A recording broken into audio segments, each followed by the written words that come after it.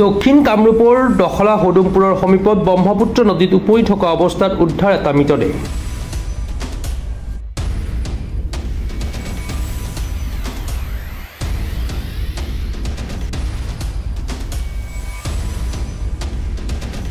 হাত ভৰি বন্ধাৰ লগতে মুখমণ্ডলত টেপ মাৰি থোৱা অৱস্থাত উদ্ধাৰ মৃতদেহটো।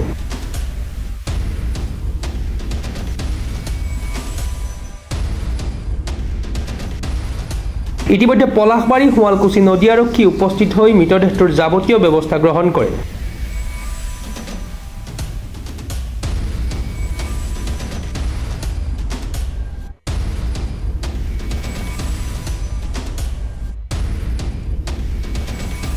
উদ্ধাৰ হোৱা পুৰুষৰ মৃতদেহটোৰ সৈতে কোনো ধৰণৰ পৰিচয় পত্ৰ নোপোৱাত বৰ্তমানলৈ চিনাক্ত হোৱা নাই মৃত ব্যক্তিগৰাকীৰ পৰিচয়।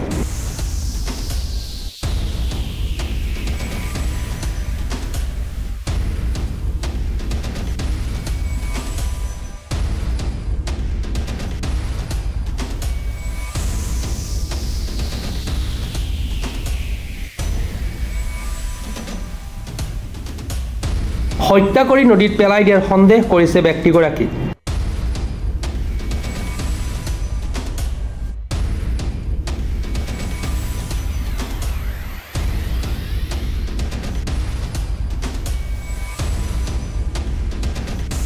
আইনী প্ৰক্ৰিয়াৰ অন্ততহে ওলাই পৰিব প্ৰকৃত ৰহস্য।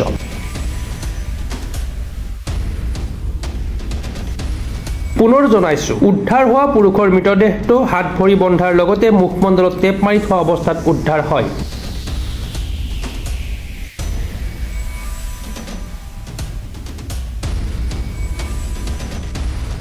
News desk report, Pratah time digital.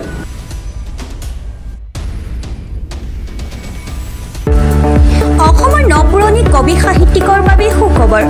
প্ৰভাতী অসম সংবাদ গোষ্ঠীৰ দ্বাৰা পৰিচালিত সাপ্তাহিক কবচে আয়োজন কৰিছে এখন কাব্যগ্ৰন্থৰ প্ৰতিযোগিতা। সগৌৰৱেৰে ৩০টা বৰ্ষত খোজ থোৱা অসমীয়া সাপ্তাহিক কবচ কাকতখনৰ উদ্যোগত কাব্যগ্ৰন্থ প্ৰতিযোগিতাৰ আয়োজন কৰা হৈছে।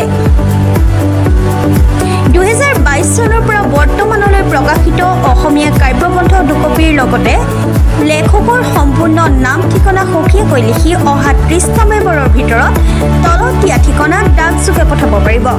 আমাৰ ঠিকনা সাপ্তাহিক কবচ, প্ৰভাতী অসম সংবাদ গোষ্ঠী, বিজয়নগৰ ডাকঘৰৰ সমীপত, কলিতা মাৰ্কেট, ৩য় মহলা, জিলা কামৰূপ অসম ৭৮১১২২।